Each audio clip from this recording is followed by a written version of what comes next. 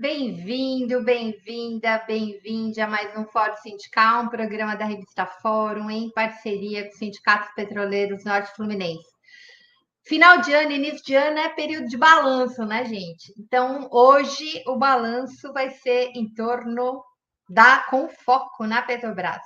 Para isso, eu chamei o Mahatma dos Santos, diretor técnico do INEP, nosso sociólogo que sempre está por aqui para nos ajudar a entender os planos da Petrobras. Tudo bem, Mahatma? Tudo bem, Fro? Boa noite, bom dia, boa tarde para quem nos assiste, não sei em qual horário, mas muito bom estar de volta aqui e debater esse tema tão importante para o setor de óleo e gás e para o Brasil.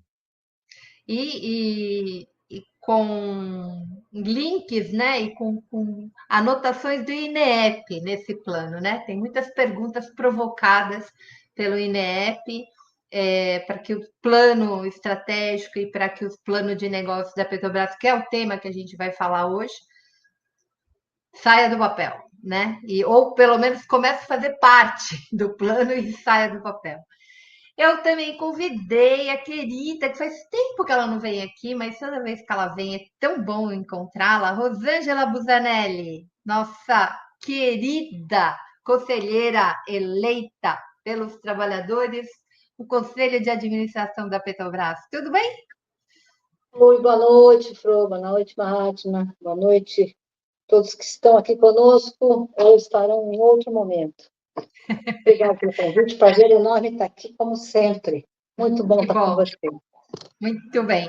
E para me ajudar aqui na bancada, já que a gente vai fazer um balanço da Petrobras, né, no passado e futuro, não podia faltar petroleiro. Então, o Guilherme hoje vem representando os petroleiros e o Sindipetro NF. Tudo bem, Guilherme? E a FUP também. Tudo bom, Maria, Mahatma, minha querida Rosângela, quanto tempo, saudade. Vamos lá, vamos fazer esse debate importante, né? Muito bem. Então, eu queria começar ouvindo um pouquinho de vocês. Depois o Guilherme entra para ajudar a fazer questões também, mas eu queria uma avaliação breve de vocês desses 6 meses da Magda Chambriard. Porque, assim, a gente conversou um pouco, Mahatma principalmente, Rosângela também, como foi complicada, né, a direção do Prates. Foi um momento assim que tinha ainda muito bolsonarista na, como diretores, demorou para engatar algumas coisas, né? E aí, esses 6 meses da Magda, a gente já tem um plano de negócios que acabou de ser publicado, e um plano estratégico, que é uma das coisas, né, Mahatma, que a gente sempre falava, falta um plano estratégico, cadê a política da Petrobras, cadê o plano estratégico? E aí, finalmente, isso aconteceu. Eu queria, bem brevemente, fazer uma rodada com vocês, o balanço aí, do que vocês acham, mudou bastante coisa, melhorou, né, o que ainda falta nessa gestão de 6 meses, que já dá para fazer uma avaliação, né, Mahatma? Ela entrou em junho, tomou posse em Bom, junho. eu acho que sim, Fro. A gente tem que tomar muito cuidado em fazer avaliações assim, mas é possível a gente avaliar, dado que esse plano estratégico consolida, eu acho, um pouco dessa nova visão que tem tinta ali, tem um pouquinho já das impressões da Magda à frente da gestão da Petrobras, né? Eu só queria começar com a seguinte ressalva, que é importante a gente contextualizar, né? A gente vive um momento no mundo em que, do ponto de vista geopolítico, há uma mudança na estrutura de poder, nas disputas, nos conflitos pelo poder, e que a questão da energética, da segurança energética, está no centro dessas disputas. E, portanto, a questão do óleo e gás, o papel da Petrobras, das políticas industriais nacionais, das políticas energéticas e a segurança energética está no centro dessas disputas internacionais, seja no Oriente Médio, seja na Europa, seja quando a gente olha para o plano de desenvolvimento nacional chinês, quando a gente olha para as eleições americanas. E esse cenário é um cenário que hoje está muito marcado por incertezas e que dificulta a ação de todas as empresas, de todos os atores, seja dos atores públicos, mas também das empresas de energia, e é um ambiente desafiador para a Petrobras. No entanto, eu acho que nós temos questões e singularidades da realidade brasileira que a Petrobras, no atual plano de negócios, e agora trouxe essa nova contribuição de voltar a resgatar essa tradição da Petrobras de pensar o longo prazo, com o plano estratégico 2050, eu acho que é uma contribuição muito importante da gestão da Magda de resgatar essa tradição da Petrobras, contribui e coloca as questões nacionais de novo no debate, tanto de política industrial, mas também no debate sobre o futuro e o papel chave que a Petrobras tem no desenvolvimento industrial e energético brasileiro. Então, eu acho que essa é uma contribuição importante dessa gestão. Uma outra contribuição que eu chamo a atenção dessa gestão é que melhorou muito a comunicação e a transparência de como dos objetivos da empresa, dos parâmetros balizadores que norteiam as escolhas estratégicas da Petrobras. Então, acho que isso qualifica o debate público sobre o setor energético e sobre a Petrobras em especial.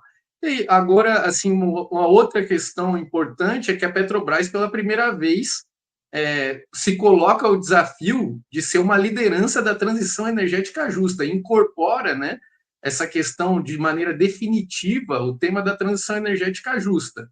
Agora, isso também, esse discurso público documentado da Petrobras, tem que vir também, eu acho que isso é uma questão que a gente pode problematizar ao longo da conversa, de qual efetivamente transição energética que a Petrobras está falando e se ela vai ter efetivamente esse caráter justo, que reconheça um papel estratégico das empresas estatais, o fortalecimento do Estado, o fortalecimento do trabalhador do setor de óleo e gás, da Petrobras, e também o papel, né, a importância que a Petrobras, a gente sempre insiste, é uma empresa gigantesca e muito importante para o PIB, para as relações sociais e econômicas no Brasil, o papel-chave que a Petrobras vai ter para pensar não só essa virada que ela anunciou para o etanol, para os bioprodutos, mas também para pensar o longo prazo para novas alternativas de novas rotas tecnológicas que a Petrobras pode ajudar o Brasil a desenvolver, né? Pode ser um motor, um fator dinamizador, que eu acho que é um papel social que a Petrobras cumpriu historicamente e que deve manter. Mas isso, como eu falei, por esse contexto geopolítico marcado por incertezas e do ponto de vista nacional, de uma democracia ainda em disputa, a gestão dos recursos públicos e das empresas estatais ainda em disputa e uma Petrobras ainda em disputa, como a gente colocou no nosso artigo, entre o longo e o curto prazo, entre os interesses rentistas de curto prazo de parte dos seus acionistas, que inclui o governo federal que está precisando de recursos para fechar as contas, né? Essa preocupação fiscalista do Estado, e também o interesse público, que é a questão da segurança energética, do abastecimento nacional e do fomento a uma política industrial de longo prazo. Então, acho que é um pouco nesse contexto que a gestão da Magda se coloca, se posiciona, eu acho, de maneira muito clara, apontando que, sim, o petróleo seguirá sendo, para as próximas décadas, um ativo essencial para pensar a questão energética no Brasil e no mundo, e a Petrobras continua dedicando grande parte dos seus investimentos, mais de 80% para eles, para o setor de core business da empresa, né, para o EP, mas também vai avançar de maneira gradual nessa transição energética que é tão demandada pela sociedade de maneira mais geral e também pela própria categoria petroleira que vive esse tempo de crise climática, né? E nós, né, para sobreviver nesse planeta. Rosângela, e qual é a sua avaliação? Fala, Fru. Ei, Guilherme, quanto tempo, querida? Deixa eu dar um oi para o Guilherme que eu não tinha dado. Então, a minha avaliação é positiva. A Magda chega acho que em maio, né? Ela é nomeada em maio. E Magda tem alguns diferenciais importantes, né? Ela é da indústria do petróleo, ela conhece a Petrobras, ela conhece o setor, né? Ela viveu 20 anos, ela trabalhou 20 anos dentro da Petrobras, e quando saiu, continuou na área de petróleo e gás. Então, ela tem uma carreira no petróleo e gás. Ela conhece a indústria, diferentemente do Jean Paul, né? Então, assim, é uma questão bastante importante na condução da empresa, sem aventuras, né? Com muito pé no chão, muito centrada em atender a demanda nacional, né? Então, ela, ela vem com um discurso muito alinhado ao presidente, né, que é quem nomeia, que é o sócio controlador, é a União, representada pelo presidente em cada momento, e ela por conhecer, ela consegue, né, ter um discernimento muito grande do que é uma transição energética, de qual é o papel da indústria óleo e gás nessa transição. E eu não falo mais em transição, eu falo em diversificação energética, porque até hoje nós não abandonamos as fontes primárias lá atrás, antigas de energia, então nós não vamos abandonar o petróleo, ele no mínimo vai continuar como petroquímica, e então a gente fala muito em diversificação, e ela tem muito pé no chão, inclusive pelo domínio que ela tem da indústria. E ela traz uma coisa que eu cobrava desde 2020, quando eu assumi o primeiro mandato, que é o plano estratégico, porque até aqui eu sempre escrevo plano estratégico entre aspas, porque ele é um plano de negócio e gestão, é o quinquenal, né, o que a gente tem apresentado desde o último plano estratégico que eu encontrei da Petrobras, ele é de 2013, ele olhava de 2013 para 2030. Depois disso, eu não encontrei mais nenhum. E a partir do golpe, então, só se fala em plano estratégico, mas se faz o quinquenal. E ela olha para o quinquenal com uma visão muito importante, que é a Petrobras tem que crescer com o Brasil. A Petrobras tem que ter, em 2050, a mesma relevância que ela tem hoje. No mínimo, a mesma relevância. E a gente oferta para o país 31% da energia primária, né? E vamos continuar ofertando em 2050, no mínimo, os 31% da energia primária. Então, assim, é uma diretriz extremamente importante, né? Que é o papel da Petrobras lá no futuro, que não se olhava em futuro, não se via futuro, né? Se via o dividendo de curto prazo, aquela sangria que foi, principalmente, os últimos 4 anos aí da gestão do inelegível. E ela também, ela tem, como com muito bom senso, muito pé no chão, muito domínio técnico, ela fala muito quando a gente fala em diversificação, né, aí essa questão da liderança, ela vem na transição energética, ela assume em 23 já com o Jean Paul, mas ela tem um conhecimento técnico muito maduro, e ela fala muito na molécula e não no elétron, que é a nossa vocação. A indústria de óleo e gás, ela tem a vocação que a gente chama de molécula, né? Que é o combustível, o biocombustível, as alternativas mais para a molécula do que para o elétron, que é a especialização, por exemplo, da especialidade das empresas de energia elétrica. Então, acho assim, que vem com uma maturidade muito, muito maior, vem com um embasamento técnico muito maior, e isso é muito positivo. Temos ajustes de percurso, correção de rota? Sempre teremos, mas a gente avançou muito desde que ela assumiu. Alguns diretores que ela nomeou, né, ela nomeou novos diretores que vêm somar na direção do projeto de reconstrução da Petrobras, que dão efetividade a esse projeto, né, transformando em realidade muitos planos que ficavam no papel. E o que eu acho que o nosso desafio agora é conseguir trabalhar como um sistema Petrobras, né? Essa foi uma nomenclatura que foi tirada pelo Castelo Branco, com meu voto contra, meu primeiro voto contrário. Eu resgato isso em 23 com o apoio do Conselho. Agora a gente tem que colocar isso em prática. Ainda a cultura na empresa é fragmentada. Então, é um trabalho que a gente tem agora interno de fazer isso acontecer na prática. Mas, assim, eu acho que melhorou muito, Flor, muito. Muito bem. Eu queria ouvir do Guilherme, antes do Guilherme vir para cá, para o lado da bancada, com o trabalhador que tá dentro, né, da Petrobras, tá no dia a dia. Você sentiu diferença da época do Jean para agora? Com a Sim, Magda? Maria, Rosângela e Mahatma. Sim, na prática, inclusive, esse final de semana teve um evento que seria a despedida da unidade que eu estou lotada, P37, né? Quando o pessoal descobriu que a unidade seria descomissionada, a gente conseguiu reunir vários trabalhadores que tiveram lá durante a vida útil da unidade, né? E até lá nesse evento, que ocorreu num sítio aqui em Saquarema, né? O debate já era outro, assim, pô, quem é que vai ficar na unidade ou quem é que vai sair da unidade? Isso já é fruto desse cavalo de pau que foi dado, né? A gente tem visto aí uma série de aquisições que a empresa, no período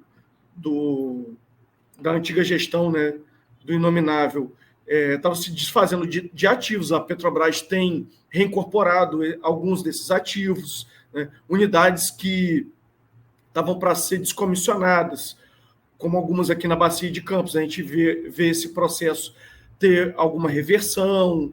Enfim, é um primeiro movimento importante, né? Talvez as coisas não aconteçam na velocidade que o trabalhador gostaria, mas a gente, particularmente, faz o debate. A gente sabe que a correlação de força e a disputa na sociedade ela está aí, ela é toda hora, qualquer ponto relacionado à Petrobras traz muita publicidade, né, seja a questão do preço dos combustíveis, e também impacta direto na vida das pessoas, né? O preço do gás de cozinha, enfim, a alta dos preços dos alimentos, tudo isso está relacionado. Então, assim, a gente espera que seja o primeiro movimento, essa questão de se reverter esse processo de destruição da Petrobras. Agora, eu acho que a gente espera mais a volta das unidades serem feitas aqui no nosso país para gerar um desenvolvimento da cadeia produtiva. A indústria naval. A indústria naval, tudo isso está nesse bojo, né? E, enfim, mas eu vejo, eu tenho o pessimismo da razão e o otimismo da vontade. Mas eu acho que já são sinalizações importantes que a gente tem visto da Magda. Muito bem. Eu queria que a Tati, para a gente entrar, então, no primeiro plano, que é o plano de negócios, eu queria que a Tati colocasse o vídeo do Teseu. Pode ser, Tati? O Teseu, o Sindipetro NF está com A Bacia de Campos é um símbolo de trabalho e de coragem do povo brasileiro. Há muitos anos, o Sindipetro NF luta para que ela volte a receber os investimentos que merece. Os desafios foram enormes. Ao longo dessa missão, vimos a Petrobras ser desmantelada, os ativos serem vendidos, os investimentos reduzidos. Mas nunca deixamos de acreditar. Realizamos diversas campanhas e atos públicos em defesa da Bacia de Campos. Lutamos contra o sucateamento do setor petróleo e a nossa mobilização rendeu bons frutos. Ajudamos a eleger o presidente Lula e, graças a isso, os investimentos na Bacia de Campos estão voltando. Nos próximos 5 anos, a Petrobras vai investir aqui mais de 130 bilhões de reais, com foco na revitalização dos campos maduros e investimentos em novos campos de petróleo, aumentando sua produção de 450 mil barris por dia para mais de 1 milhão de barris por dia. Sabe o que isso significa? Que a Bacia de Campos, que acaba de completar 50 anos, vai recuperar o seu protagonismo, gerando ainda mais emprego e contribuindo ainda mais com o desenvolvimento do Norte Fluminense. O Sindipetro NF se orgulha em fazer parte dessa história. E você pode ter certeza, nós vamos continuar defendendo o que é do povo brasileiro. Juntos, somos mais fortes. Eu ia explicar, a Tati cortou e fez o vídeo. É uma campanha, né, que o Sindipetro NF está fazendo e tem a ver com o plano quinquenal que a Rosângela falou. Aí eu vou trazer o Mahatma de novo para essa conversa. Mahatma, essa é uma das metas, né, do plano até 2029, que é essa revitalização dos campos maduros. Aí a gente tem. Primeiro eu quero que você dê uma geral nesse plano comercial, nesse plano de negócios, e depois eu vou trazer a Rosângela para essa conversa, que tem a ver com o planejamento estratégico, que fala do investimento na transição justa, né? Com o desafio da transição justa. E aí eu vejo algumas contradições. Então, assim, como é que a gente pensa na transição justa? A Rosângela usou o termo diversificação energética, acho que responde parte dessa questão, né? Que a gente não vai deixar de usar petróleo assim da noite para o dia. Não existe ainda nenhum combustível que transforme, por exemplo, a indústria pesada, né? Que gere calor para a gente precisa do petróleo para isso. Agora, ao mesmo tempo, como é que a gente pode falar em transição justa quando a gente pensa no etanol e na cadeia do etanol? Eu estou aqui pensando, gente, na quantidade de queimadas que houve no estado de São Paulo. Estou aqui pensando na relação de trabalho na agricultura da cana, né, nos grandes latifúndios aqui em São Paulo. Então, como é que a gente lida com tudo isso? Porque a Petrobras não está isolada, né? Não chega lá e é uma cadeia. Então, primeiro eu quero ouvir uma Hartmann sobre... ele deu uma visão geral desse plano, e daí eu quero trazer a Rosângela para essa conversa, que a Rosângela é ótima para falar sobre... não existe energia renovável. Ela briga com isso de maneira contundente e a gente problematiza essa contradição. Mais uma contradição, porque a outra, Mahatma deixa muito claro, Mahatma e a Tiziane, que devia estar aqui, mas a Tiziane teve um problema, são os autores desse artigo, e vão ser vários artigos, a grande contradição, como é que a gente faz investimento, né, nisso tudo, como é que a gente bota esse plano, como é que a gente faz o plano estratégico acontecer com essa quantidade de dividendo que a gente continua dando para acionista. Que essa é uma coisa que se manteve. Então, já falei demais, Mahatma, com você. Eu acho que você, primeiro, valido as observações da Rosângela e do Guilherme. Eu acho que eles trouxeram pontos importantes para o debate. Eu acho que você toca num ponto importante, né, que é essa disputa contínua desde que a Petrobras é Petrobras, mas que se acirra ainda mais depois da descoberta do pré-sal e da ampliação gigantesca da produção de renda petroleira. Eu acho que esse é uma disputa que há em torno da Petrobras, mas em torno do setor de óleo e gás de maneira mais generalizada no mundo, né? Uma questão que a indústria tem que enfrentar. E quando trata-se de uma empresa estatal, como é a Petrobras, essa disputa fica mais evidente porque ela se dá de maneira, num debate mais democrático e participativo. Eu acho que essa que é a grande questão, né? Quando você tem uma empresa estatal forte, pujante, e com o papel estratégico que a Petrobras tem, como no Brasil, ela é objeto de debate, é objeto de disputa, e isso qualifica o debate de maneira mais geral da Petrobras, né, sobre a Petrobras. Para tentar ser sintético, né, que eu acho que um plano estratégico gigante, que a Petrobras efetivamente trouxe muita informação para o debate, mas eu acho que a Petrobras, a grande contradição é um pouco o longo prazo e o curto prazo. Quando a gente olha para o longo prazo, a Petrobras ela se preocupa e se mostra muito alinhado a todos os debates nacionais, a questão da política industrial, que pense o adensamento das cadeias produtivas, pensa o adensamento industrial no Brasil, em território nacional, pensa as singularidades das mudanças climáticas e o papel que a indústria de óleo e gás tem que ter para a segurança energética nacional, e também aponta sua preocupação e um compromisso com a diversificação gradual do seu parque industrial, pensando nessas novas rotas tecnológicas, seja por essa rota orgânica, do etanol, dos bioprodutos, ou também com pesquisa e desenvolvimento em outras rotas tecnológicas do hidrogênio de baixo carbono, eólico offshore, eólico onshore, que eu acho que é uma novidade desse plano também, que chamou mais atenção para as eólicas onshore do que a eólica offshore, que estava no plano... Marta, explica para o pessoal o que é on e offshore. A produção de energia a partir do eólica, né? Ou seja, a partir do vento, né? Da mobilidade das pás eólicas, em terra, que é onshore, ou offshore, que é no mar. Então, no plano estratégico anterior, havia uma previsão de investimentos destinados, sobretudo, a esse segmento, que é no mar, a produção de energia eólica no mar. E estava muito associada à aprovação ou não dos marcos regulatórios desse setor. Eu acho que agora, nesse plano estratégico, a Petrobras sinaliza com uma priorização para a produção de energia eólica nos próximos 5 anos e também para o futuro, em terra, né? Então, acho que vai apostando no desenvolvimento. O Brasil tem potencialidade tanto para a produção onshore quanto para a produção offshore, mas a Petrobras sinaliza essa priorização em terra.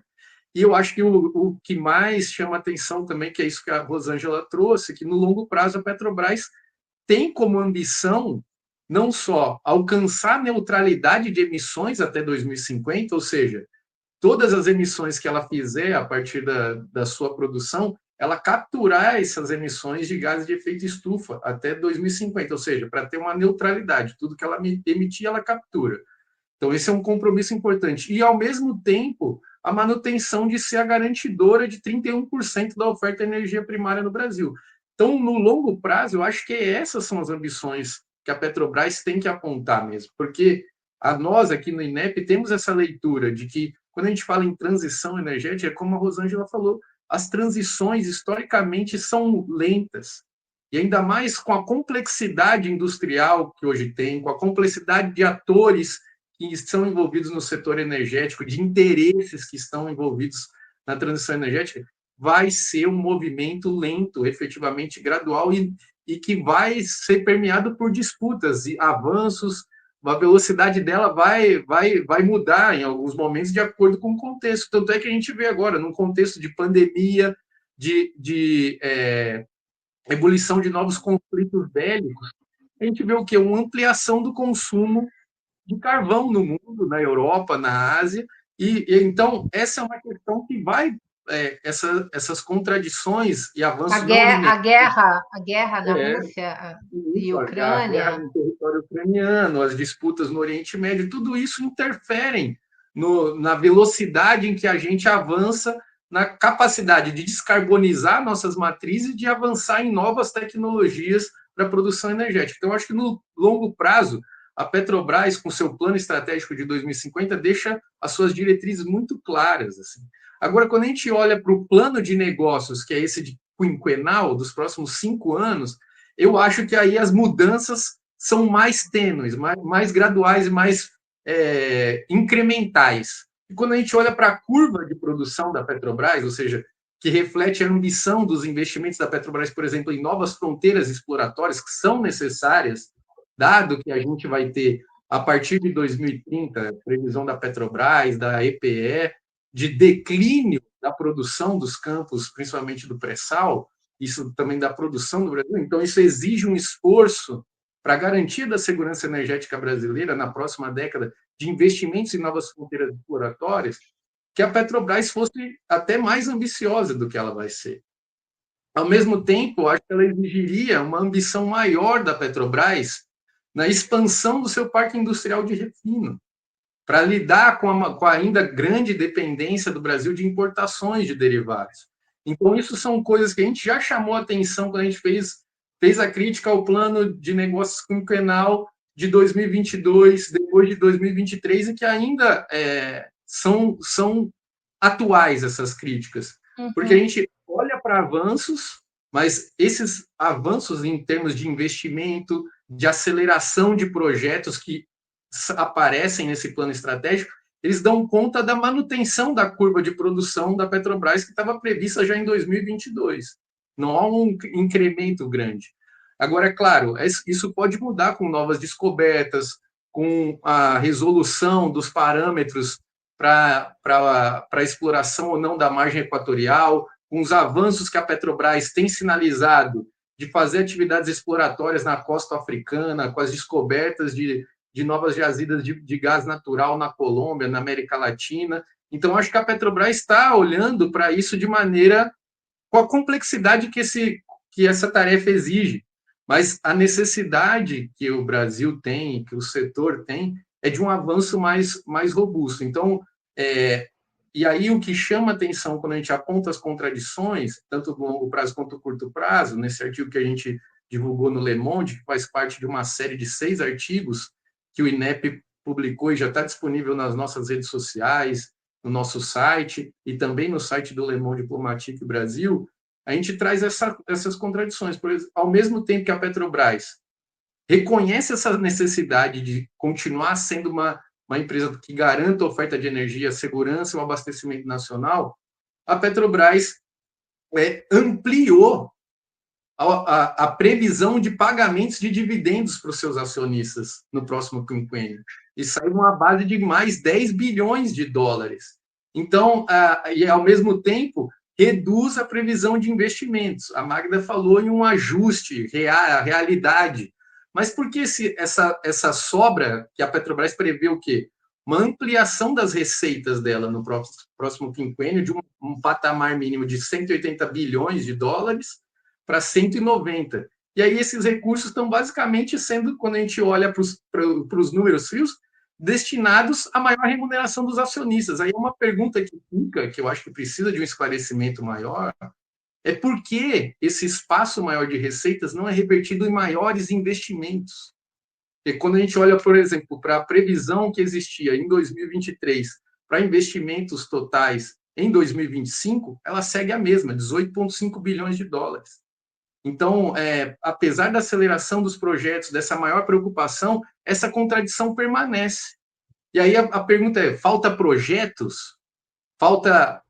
Quais são os motivos para a Petrobras prever a redução dos seus investimentos e ampliação do espaço para remuneração de acionistas? Eu acho que essas questões têm que mobilizar um maior debate e qualificação desse debate, porque a gente enxerga um plano de longo prazo que está afinado com as necessidades nacionais, mas que no curto prazo ainda expressam contradições importantes.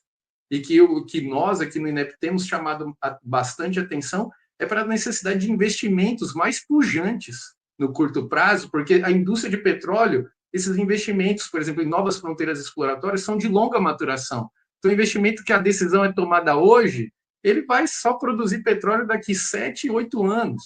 Então, são questões que precisam ser debatidas dentro da Petrobras e precisam, eu acho, ter uma ambição maior para isso, ao invés de novamente apostar, me parece, na remuneração dos acionistas no curto prazo como uma resposta às pressões que existem e sempre existiram dentro da Petrobras. Mas eu tenho uma hipótese aqui, que eu não sei se a Rosângela pode me ajudar nisso. A gente tem o arcabouço fiscal e a gente precisa de recursos também para governar. Eu acho que, às vezes, algumas escolhas do governo têm a ver, porque a União também é acionista, a União também recebe esses dividendos e ela aplica isso em algum momento, por exemplo, no PAC. Né? A gente tem visto que o impulsionamento mínimo da economia vem desses recursos. Por outro lado, quando você fala do plano de negócio e do plano estratégico, eu fico pensando aqui que há quanto tempo a gente está debatendo a exploração que não é margem equatorial, mas enfim, deram esse nome lá, né? Não está perto dos corais, mas assim, isso ainda não começou, isso está parado lá. A gente vem discutindo isso um tempo danado. E, ao mesmo tempo, né, no lugar que a gente sabe que tem petróleo, que a gente sabe que vai render daqui a 10 anos, a refinaria foi privatizada. Uma refinaria profundamente estratégica. Então, Rosângela, como é que a gente sai desse nó? Fosse fácil, não era para a gente, né, Fro? Enfim, mas cada vez mais difícil.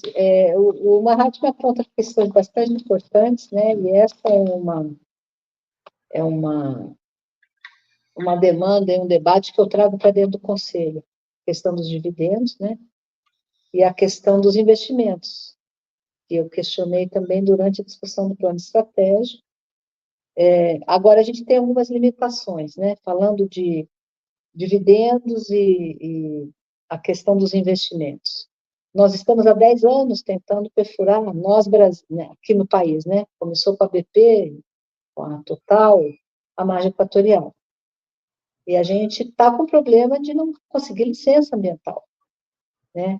E as motivações, os argumentos para essas negativas, eles vão mudando, né? À medida que que a empresa responde um requisito, aparece outro. E aí e aquele outro. Então, assim, existe uma dificuldade, digamos assim, né? De o órgão ambiental se sentir satisfeito, né, seguro, e a gente não consegue, por mais que se atendam as demandas, cada demanda atendida, eu fiz um post falando dessa história. No início eram os corais, aí desmistificamos, porque faltava muita informação. Né? Primeiro, a desinformação medonha, dizendo que era na foz do Amazonas. Não é na foz, a bacia geológica chama Foz do Amazonas. Depois, não, mas tem corais. Aí a gente prova que não existem corais ali. Não, são os mangues na costa do Amapá, muito sensíveis. A gente prova que todas as simulações antigas e refeitas constatam que o óleo não vem para a costa, não atingiria os mangues. Mas tem o aeroporto, lá do Oiapoque. O aeroporto está licenciado para o número de horas, para mais horas do que a gente utilizaria. Mas tem a comunidade indígena, a gente falou, a gente desviou rota, aumentou a altitude. Não, mas tem que botar FUNAI. Aí a AGU diz, não tem que botar FUNAI. Enfim, não, mas o centro de tratamento de desoleive, né, para despetrolizar os animais, está em Belém, está longe. Tá bom, a gente põe em Oiapoque. E quem pediu em Belém foi o IBAMA lá atrás. Enfim, essa novela vocês têm acompanhado. Então, assim, a gente tem uma limitação de projetos em função na área de exploração, por exemplo, em função também das licenças, né? Não temos licença ambiental para perfurar, e por isso estamos indo para fora do Brasil. Estamos indo para a costa da África, procurando áreas geologicamente similares às nossas, que a gente tem algum conhecimento, e tentando repor reservas ainda que fora do país. Essa é uma dificuldade. Na área de refino, concordo e também questionei a questão dos investimentos na área de refino, para a gente conseguir a autossuficiência que nós inserimos. Isso foi colocado por mim, na verdade, pelo presidente do Conselho, Pedro. A autossuficiência em derivados foi colocado como direcionador lá no ano passado, no novo Conselho. Foi Pedro Mendes que colocou isso. E a gente colocou junto outras coisas, tipo voltar para fertilizante, que não estavam, voltar para petroquímica, que não estava, aumentar a oferta de gás, que não estava. Mas a gente... Então, a gente também questiona, né? Mas, enfim, algumas limitações, e o ano que vem teremos uma revisão do plano novamente. Espero que lá, quando a gente for revisar o quinquenal, a gente consiga, de fato, incrementar o necessário, todos esses investimentos, né? E termos projetos para isso. Mas a gente conseguiu também, porque a questão do dividendo extraordinário, né? Está previsto no plano estratégico, eu questionei muito isso. E como assim? Eu já estou prevendo no plano estratégico mais ou menos quanto eu vou pagar de extraordinário, mas então ele concorre com investimento. Então a gente conseguiu chegar num debate ali dentro, né, com os conselheiros da União, e a gente coloca assim, não. Então, o excedente pode ser dividendo extraordinário ou pode ser investimento. Pelo menos abriu, porque porque é uma questão assim muito irônica, né? Você acena que vai dar o dividendo extraordinário, aí você cria expectativa no mercado, aí o mercado pega a expectativa e cobra. Aí você tem que pagar porque já existe a expectativa, mas quem criou, né? Então, assim, é bastante complicado.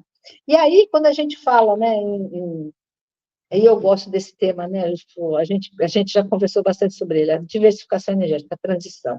Eólica offshore, para mim, não vai fazer nunca, nunca. Se o IBAMA licenciar o eólico offshore, eu vou lá questionar esse pessoal, porque a questão da eólica offshore tem impactos ambientais severos na fauna marinha. Nós conhecemos 30% dos oceanos. A gente, para fazer um licenciamento um levantamento sísmico no mar, que é temporário, que você faz o levantamento, leva 1 mês, 2 meses, e acabou, e usa esses dados muitos anos, é o O do Borogodó.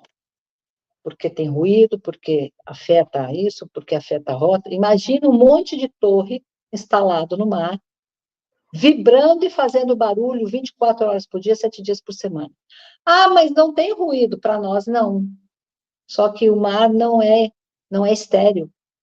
A fauna marinha é extremamente diversificada. Nós temos tem uma fauna que é local, tem as migratórias, que efeitos essa vibração e esse ruído tem sobre as rotas migratórias, sobre as faunas locais. Eu quero ver. Tem as empresas, as majors, que estavam investindo em offshore, já estão mudando de ideia. Eu quero ver o IBAMA dar licença para isso. Estou de plantão, porque para mim vai ser o extremo da contradição técnica. Né? Então, para mim, a offshore, já levantei um monte de problema aqui. Né? Tem um passivo no Agreste brasileiro, eu levanto essas questões lá dentro do Conselho, tá? Lembrando, gente, onshore é na terra, é o eólico na terra, e offshore é no mar. Então, em terra, vamos falar o português, claro, né? Em terra, lá no Agreste nordestino, nós temos passivos socioambientais gigantescos. E eu estou lá apontando o dedo com essa empresa já tem parque, quer se associar. Cadê o passivo ambiental? Tem. Nós não podemos, assim, não é. Primeiro que eu acho que a Petrobras, ela tem que olhar como uma empresa do porte que é, com a capacidade de investimento que tem, com a capacidade de inovação, pesquisa e desenvolvimento que tem que deixar a eólica e solar, quanto muito para abastecer área própria, né? Para limpar não, porque não tem energia limpa, para minimizar as emissões do seu consumo de energia. A gente, para mim, na minha visão, nós não temos que construir nenhuma eólica para vender energia. No máximo, para a gente atender uma necessidade de uma instalação nossa.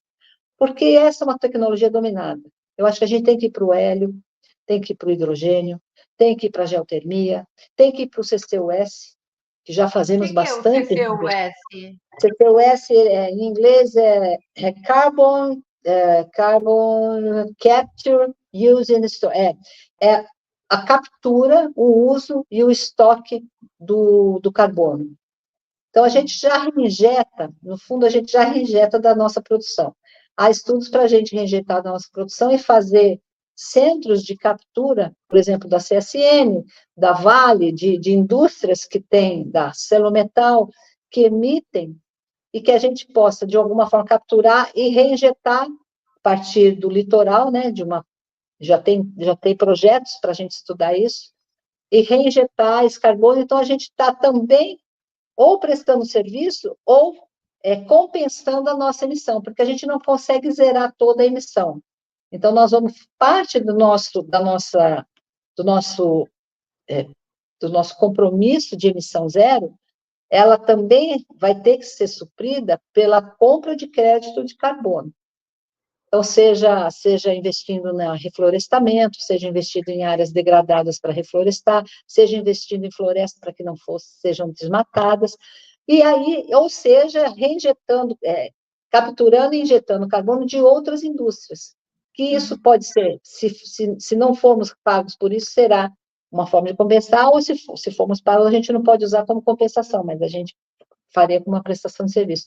Enfim, então a gente tem muita coisa ainda, e eu acho que a Petrobras, ela é uma empresa que tem capacidade para investir em pesquisa e desenvolvimento em alternativas tecnológicas para energias menos emissoras, né? E o que me preocupa nesse processo todo, né? Você falou do etanol, me preocupa o etanol, me preocupa o biodiesel com a soja, né? Porque a gente tem a PBio.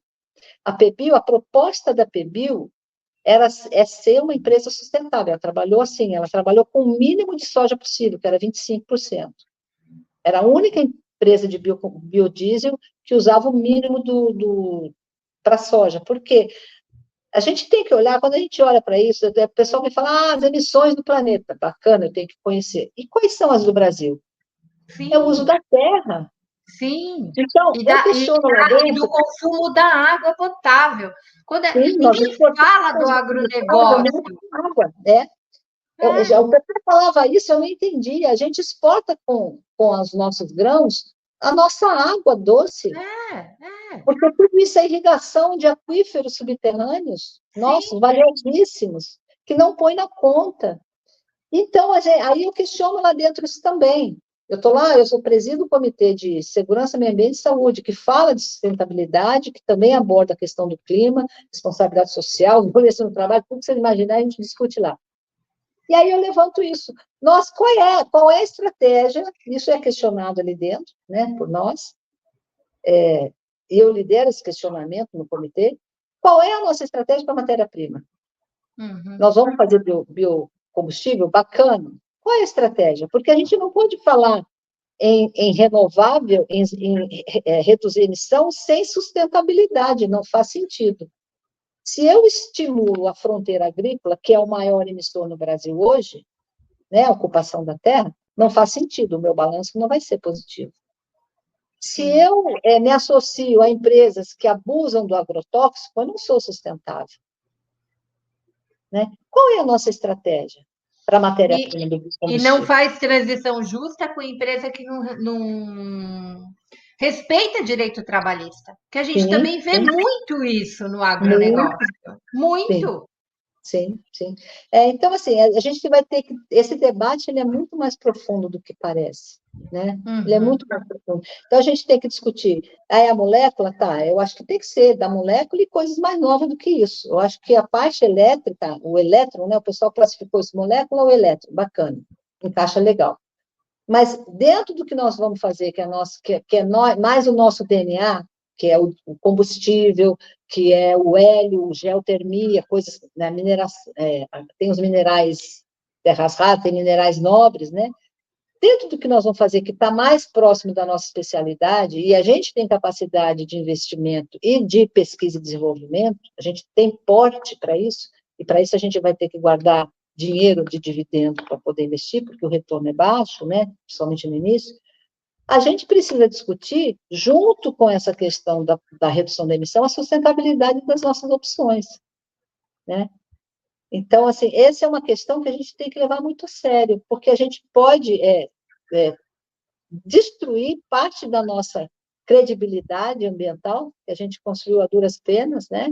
O nosso compromisso com o país, nosso compromisso com a questão ambiental, com exemplos belíssimos, como Urucu, como Era-Cix, como várias coisas, a gente pode destruir por uma distração, né? Nesse afã do renovável, e não podemos nos divorciar da sustentabilidade nesse processo. Esse é um cuidado que nós vamos ter que tomar. Acho que eu falei muito. Não, eu adoro trazer a Rosângela, porque ela tira esse papo dos ecos que só veem uma coisa, né? E traz o trabalho, traz de maneira muito mais complexa, uma coisa que eu vivo falando aqui. Eu vivo falando isso. Falo assim, cara, etanol pode não emitir gás carbônico, mas quando o carro anda, mas e a quantidade que foi devastada para plantar a cana? A gente viu nesse período de incêndio, muitos deles foram provocados porque tinha agricultor que usava queimada. Entendeu? E aí você fala, pô, Olha a emergência climática. Belo Horizonte ficou quase 200 dias sem chover. Sabe? A gente tem um estado que ficou embaixo d'água, e aí Brasília, Belo Horizonte, que não chovia quase durante o ano inteiro, gente. É uma loucura, a gente não consegue mais fazer esse debate sem trazer isso para a roda. Guilherme, já falei muito, agora é sua vez de perguntar para a Rosângela e para o Mahatma. Aproveita que a gente está aquecido. Então, Mahatma e Rosângela, a gente fala na questão do desenvolvimento, né, da Petrobras, da cadeia produtiva, da questão dos dividendos. E aí, assim, uma coisa que eu gostaria de saber, Rosângela e Mahatma, de uma perspectiva dos trabalhadores, principalmente aquele do setor privado e também dos trabalhadores que trabalham nas empresas que prestam serviço à Petrobras e que muitas das vezes têm os contratos em valores extremamente baixos, uma série de perda de direitos que vem ocorrendo ao longo dos últimos anos, como o fim do plano de saúde para os familiares e dependentes desses trabalhadores, dentro desse bojo do novo plano de negócios e dessa mudança na política dentro da empresa, a gente consegue visualizar alguma melhoria para esse pessoal, às vezes tão esquecido, marginalizado até, e que ao longo dos anos, né, principalmente no governo Bolsonaro, foi massacrado, né? E a gente aí tem o Sindipetro NF e a FUP, né, com o setor privado. A gente vem fazendo alguns trabalhos tentando se aproximar dessa massa de trabalhadores, o NF que apoiou a greve do pessoal da hotelaria, dialogou com o Sintop, que é o sindicato dos trabalhadores de hotelaria, e assim, o salário extremamente baixo, e as condições de trabalho e os direitos extremamente, diria, com uma opressão desumana. A gente consegue visualizar, pelo menos no médio prazo, alguma melhoria para esse pessoal? E lembrando, só no texto do Mahatma e da Tiziane, tem um dado que me assustou demais. 2015 a 2022, venda de mais de 268 ativos estratégicos da companhia, ou seja, a condição, então, desses trabalhadores se ampliou imensamente, né? Quando a gente olha o que era o plano de carreira de um petroleiro concursado que entrava na Petrobras e agora da quantidade de trabalhadores do sistema Petrobras que está no setor privado é muito maior. Quem começa? Mahatma e depois Rosângela, tá bom? Rosângela levantou a mão. Quer começar, Rosângela? Pode quer falar. começar, Rosângela? Começa, então. Pode começar. Não, é que esse assunto ele me toca muito de perto, né? E a gente tem feito um trabalho, Guilherme, dentro do comitê de SNS, né? Dentro do que é possível, porque eu não posso discutir direito trabalhista nosso, mas eu posso discutir condição segura e condição direitos humanos, enfim. E a gente trabalhou muito essa parte do plano de saúde e da precarização dos contratos de trabalho. Isso ficou muito evidente dentro do comitê e dentro do próprio conselho, né? Quando a gente vê esse monte de acidentes, né? O grosso desse volume, claro, com os terceirizados, né? A grande rotatividade da mão de obra, a precarização da mão de obra, tanto na condição contratual, na relação de trabalho em si, os salários, e a questão do plano de saúde. Isso foi uma questão que a gente conseguiu avançar lá dentro, né? O movimento sindical fez um trabalho muito bacana, né, enquanto movimento sindical, e lá dentro, né, da alta gestão, onde eu estou, eu consegui também mexer com esse assunto, né, e cobrar. Então, assim, os novos contratos já prevêem o plano de saúde para os dependentes, que isso foi tudo tirado, eles começaram a diminuir lá, a partir do golpe, o salário reduziu. A gente tinha um contratão de R$1.000 na Bacia de Campos. fosse quem fosse, administrador, engenheiros, arrumava outro cargo, e aí muitas pessoas ficavam por conta dos benefícios, o vale alimentação, o plano de saúde para a família. Aí depois eles tiraram o plano de saúde para a família e deixava só para o titular. E essa coisa, né, da precarização mesmo. E aí muita gente acabou saindo, porque eu conversando com alguns trabalhadores, assim, eu tenho que escolher qual filho eu vou colocar no plano de saúde, né? Porque o trabalhador tinha que pagar pelo plano de saúde dos dependentes dele. Então, os novos contratos, isso está assim, está com outro olhar dessa gestão nova, desde a gestão passada, na verdade. A questão é que, na gestão passada, entre outras coisas, não se trocaram algumas pessoas chaves, né? Da linha de decisão, não apenas diretores, mas então dificultava às vezes impermeabilizava as decisões, né, e acabavam não sendo executadas. Então isso foi uma coisa que melhorou agora também. E a questão também então foi no próprio conselho foi solicitado um seguro de vida para os terceirizados, né? Isso foi até uma solicitação de um conselheiro do mercado, inclusive. A gente começou a olhar para essa questão do plano de saúde, então todos os contratos novos prevêem o retorno para o plano de saúde para titular e dependentes, e aditivos nos contratos vigentes, né, negociar aditivos, e a maioria, absoluta maioria, conseguiu negociar aditivos, né, desde que o prazo do contrato não fosse curto demais, porque aí não ia conseguir mesmo. A maioria absoluta a gente conseguiu implementar, e eles têm dado satisfação lá no comitê sobre isso. O aditivo prevendo a extensão do plano de saúde para os dependentes. Isso é condição para a pessoa trabalhar em paz, né? Trabalhar com o mínimo de tranquilidade, enfim, é bom, é direito e é bom para a empresa também, né? O trabalhador vai estar mais tranquilo, mais seguro, vai conseguir fazer o trabalho dele com mais segurança e melhor. Mas é um assunto, sim, que é muito, muito cruel, mas esse olhar, eu acho que esse olhar, desde o ano passado, já melhorou, e a tendência é aprimorar onde a gente ainda não conseguiu, mas esse olhar mais humano já estava vindo, né, só não estava conseguindo implementar. Eu acho que a gente acelerou um pouquinho. Pronto, agora, Marrata, com você.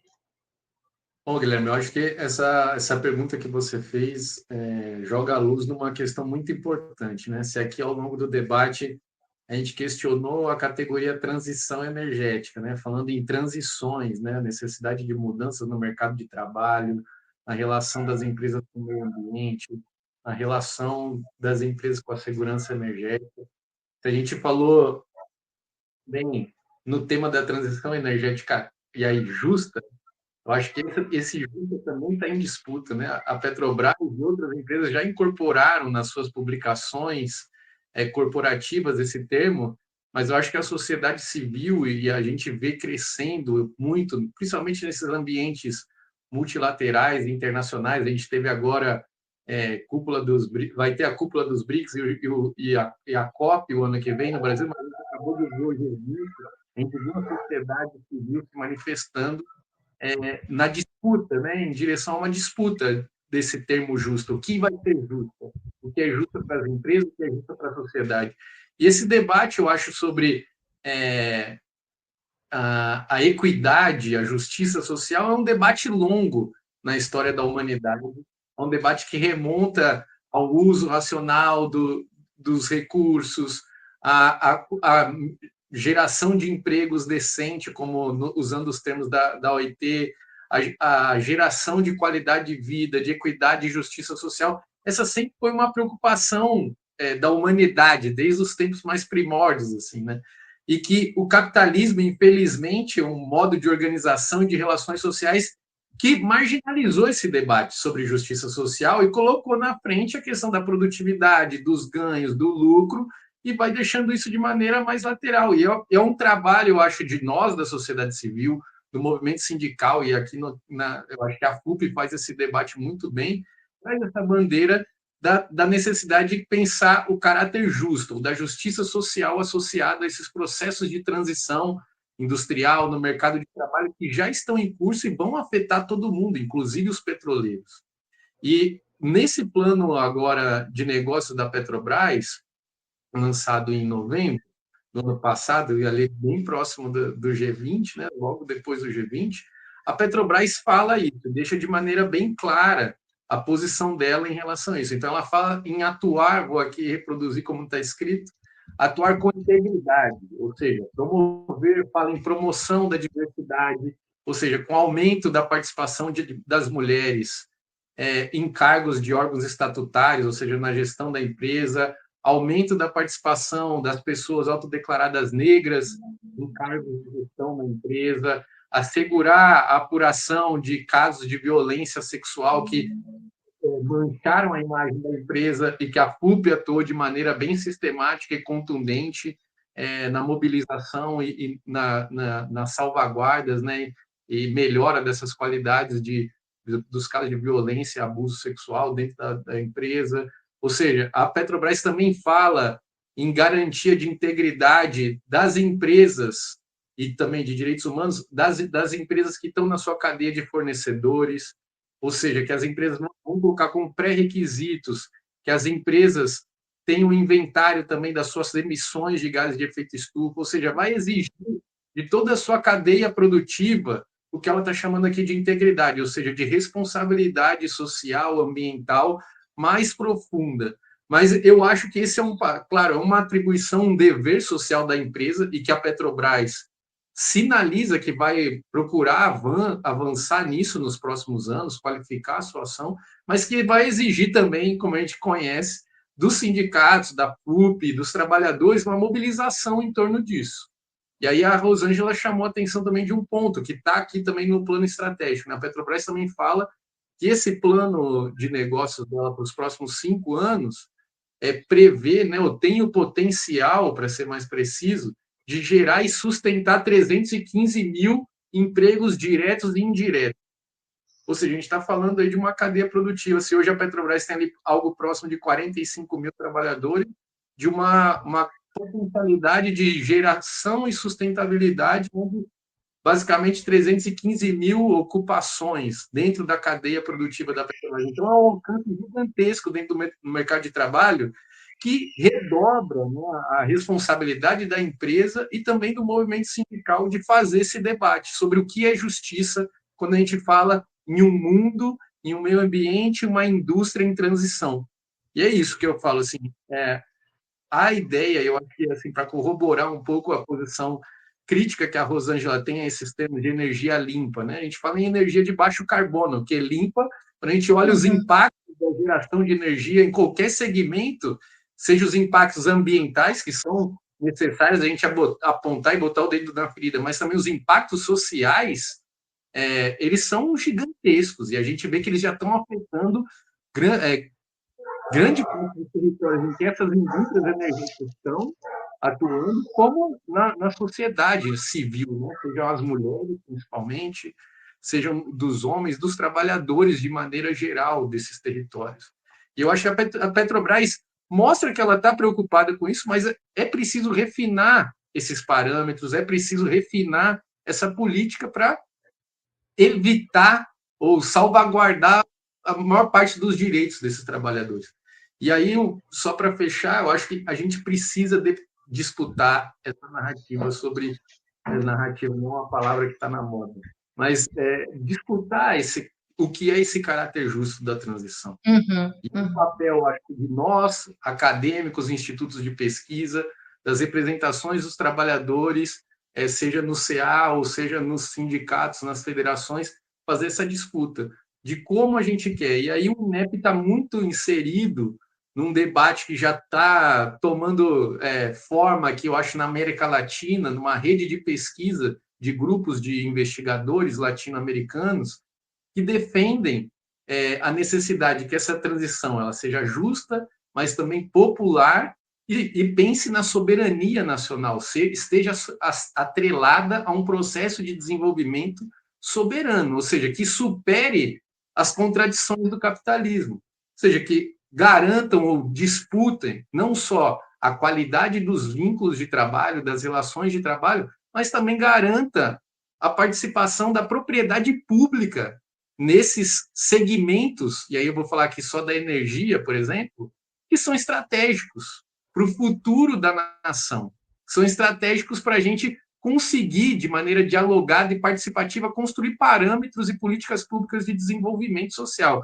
Eu não estou falando crescimento, né, que aí também é uma outra briga que a gente sempre faz.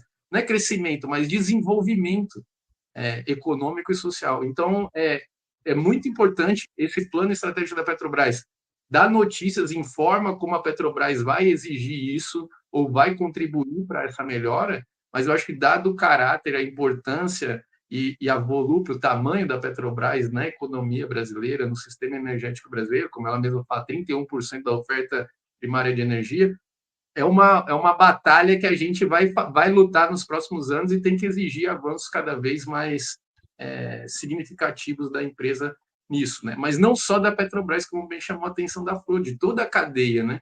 Porque aí a gente tem que pensar nas relações sociais que estão em toda a cadeia industrial, não só do setor de energia, do setor energético, de petróleo e gás que a gente está debatendo aqui hoje, mas sobretudo desses setores, mineral, extrativo, agro, que também tem, mas que tem cada vez mais destoam, né, das relações de trabalho, que eu acho que não caracterizam a Petrobras, cada vez mais exploratórias e predatórias com a natureza e com os trabalhadores de maneira mais geral.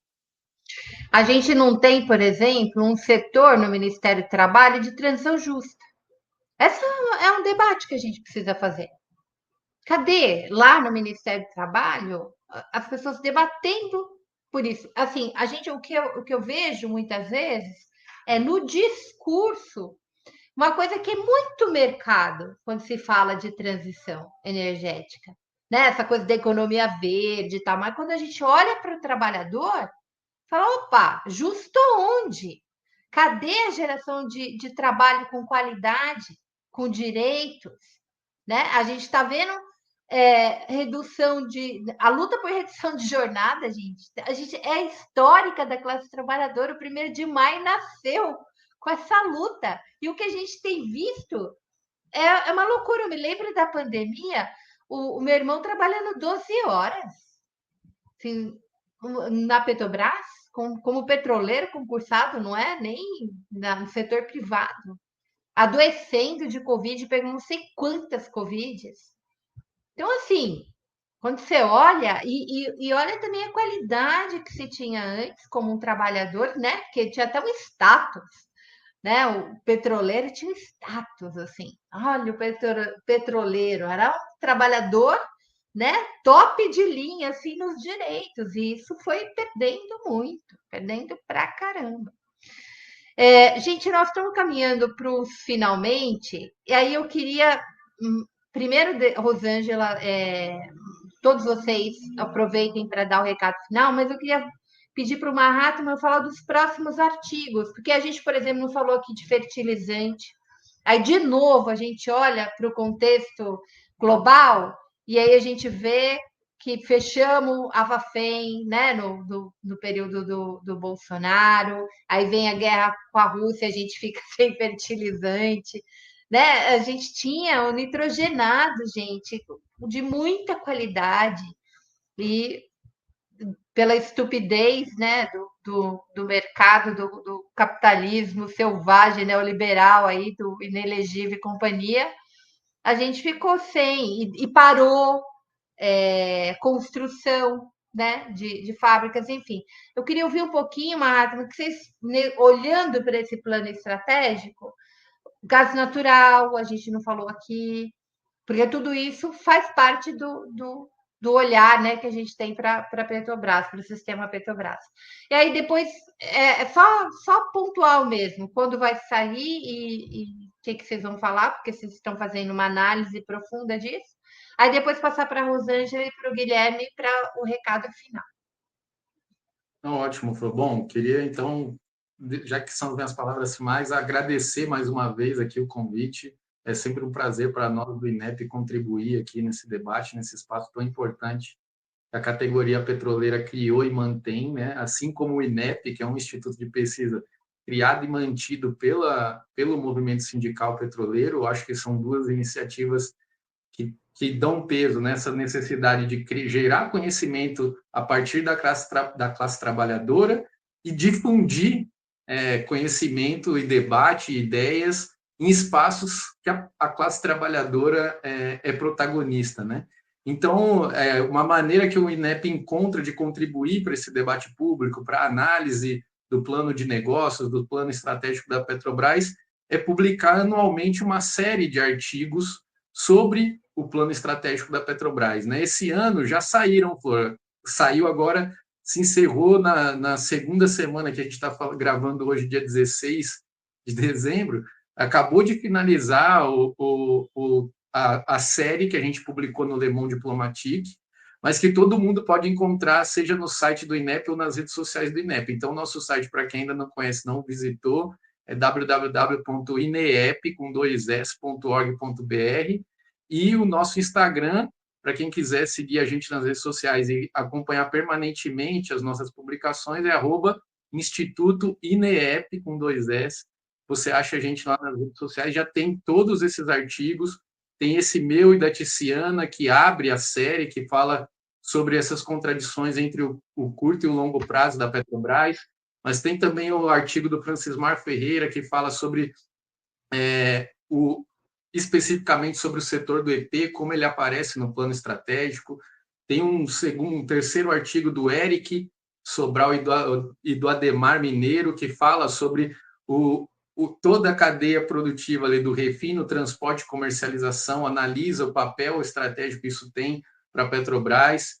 Tem um outro artigo também que foi elaborado por mim, pela Fernanda Brozovski, pela Tiziana, que aborda o setor de gás natural, que tem uma relevância muito grande, a gente não conseguiu abordar aqui esse plano estratégico, e a relação que a ampliação da oferta de gás natural tem com essa necessidade que o Brasil precisa de reduzir sua dependência na produção de fertilizantes, que é uma pauta que era uma demanda ali do governo federal desde sempre, que a Magda e a atual gestão incorporou ao tirar do plano de desinvestimento da Petrobras as unidades de fertilizantes e anunciou agora, recentemente, a reabertura da Fafem Paraná, né, da ANSA, e anunciou investimento na expansão da UFN3 em Mato Grosso, em Três Lagoas.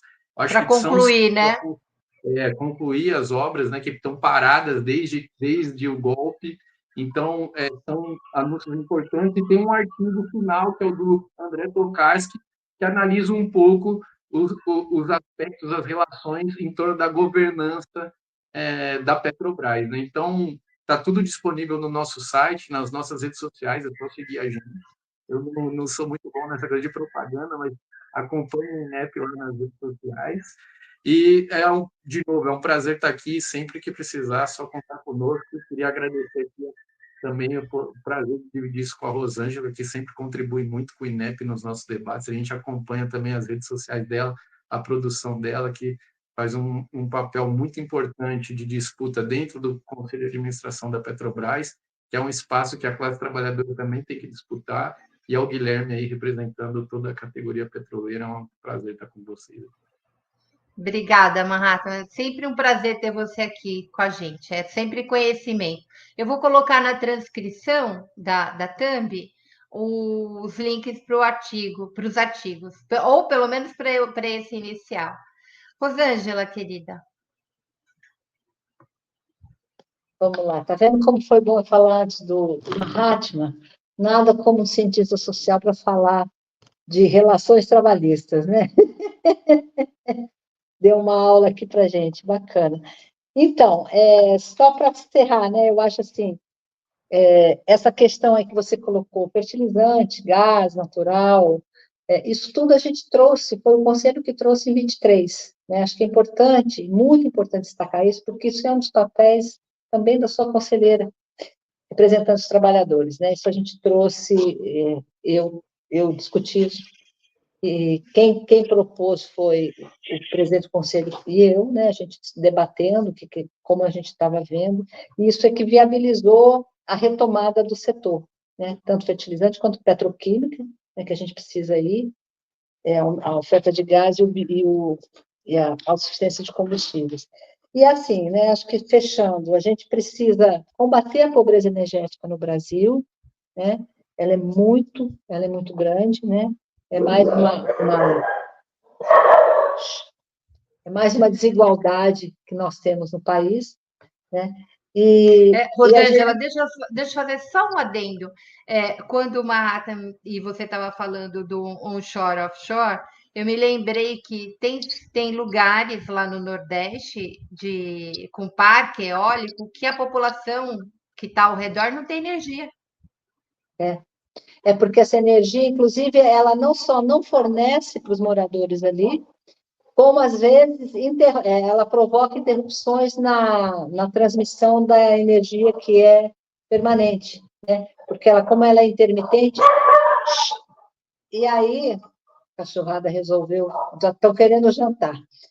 E aí você precisa, inclusive, por exemplo, as termoelétricas estão criticadas, as termoelétricas a gás, elas estão aí também para compensar a intermitência do sistema solar e eólico, porque eles não funcionam 100% do tempo, né?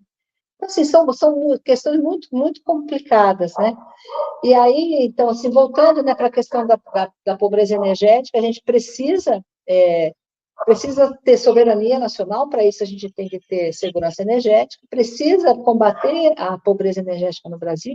A indústria de óleo e gás no Brasil é responsável por 2%, 3% das emissões no país, né? A nossa parte, principalmente do escopo 1 e 2, que é os nossos processos. E a indústria de óleo e gás, ela vai ajudar a financiar essa diversificação energética, né? Porque a gente não vai abandonar as fontes, a gente vai associar as fontes de acordo com cada região, de acordo com cada característica.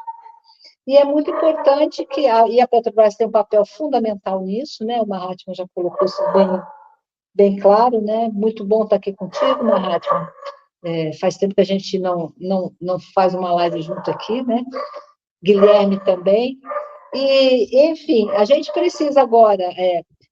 eu tenho um trabalho também interno de trabalhar, de resgatar institucionalmente o arcabouço que nos permite trabalhar como uma estatal, que nos permita trabalhar como uma empresa integrada, verticalizada em um sistema.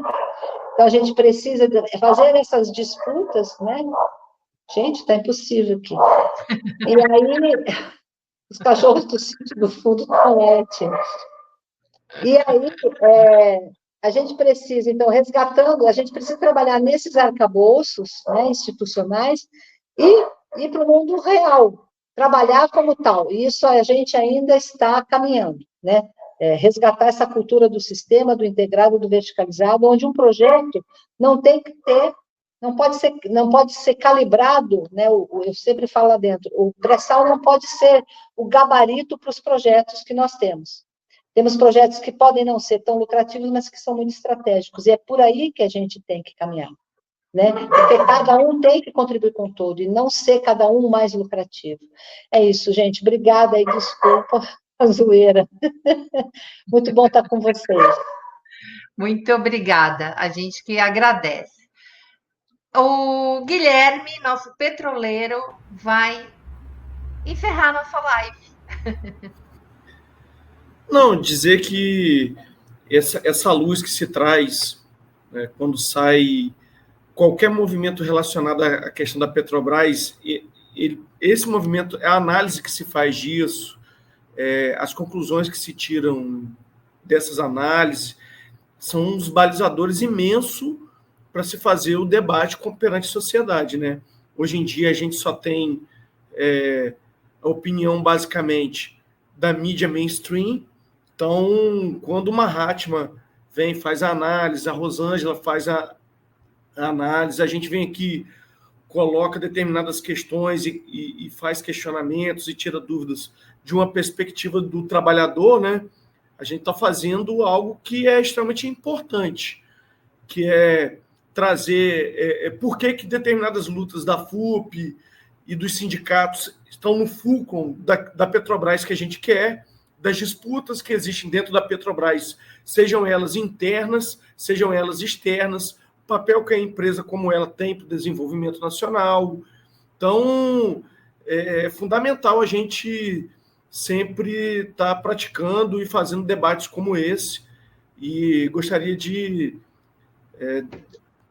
dar os parabéns aí ao Mahatma e a Rosângela também, que é uma guerreira nossa, luta bastante. A gente vê quanto a Rosângela se dedica, abriu mão de muita coisa na carreira como trabalhadora, né, para ocupar a posição aí no CA, e tem feito um trabalho brilhante, e a gente espera que, quando se traz a informação de que existiu uma mudança no que o João Paul Prats trazia e a Magda traz, e a gente vê isso no plano de negócio, quer dizer que a gente, apesar de todas as dificuldades, todas as disputas, está no caminho certo, e a gente vai fazer de tudo para ter avanços e conquistas aí. Valeu, pessoal? Muito obrigado. Valeu. Até a próxima. Até a próxima. Gente querida, a gente está encerrando mais um Fórum Sindical com esse balanço, né? Esse olhar para o futuro, que é o que a gente não tinha perspectiva, né? Quando a gente olhava a Petrobras da Lava Jato, a gente achava que o grande sistema da Petrobras, eu acho a resiliência da Petrobras, eu acho impressionante. É impressionante. Né? O Mahatma sempre fala isso, é sempre uma disputa, a gente sempre está disputando a Petrobras, e é uma questão, né, de projeto nacional. Nós, do campo de cá, né, disputando a Petrobras para que ela seja de um país soberano, que tenha soberania energética, que sirva com seu propósito também social, né, de desenvolvimento tecnológico e industrial do país, e gerar, de fato, mais justiça social com tanto dinheiro, né? Porque a Petrobras é isso, é responsável, sei lá, por uns 10%, pelo menos sozinha, do nosso PIB. A gente tem que olhar uma empresa que foi tão atacada, ainda existe e ainda está trazendo riqueza, e não é pouca riqueza, é muita riqueza. E aí, quando a gente olha que a Petrobras está planejando para daqui até 2050, dá uma lufada, né, de esperança, né? Para a gente é uma lufada de esperança. Falando, meu Deus, olha lá, tem um plano estratégico. Eu me lembro muito que aqui, eu, Mahatma, Teseu, a gente fala, cadê o plano estratégico? Falta o plano estratégico. E aí eu fiquei muito feliz quando eu vi isso. Falei, Mahatma, bora fazer um programa sobre isso. Né? Vamos trazer Rosângela. Infelizmente, Teseu não pôde estar aqui hoje, que aconteceu um incidente triste, enfim. Mas a gente vai continuar esse debate, né? 2025, vamos acompanhar aí o plano de negócio e fazer com que esse plano estratégico, de fato, entre no real, como diz Rosângela, né? Seja realidade, se transforme em realidade, e a Petrobras recupere sua função social nesse país.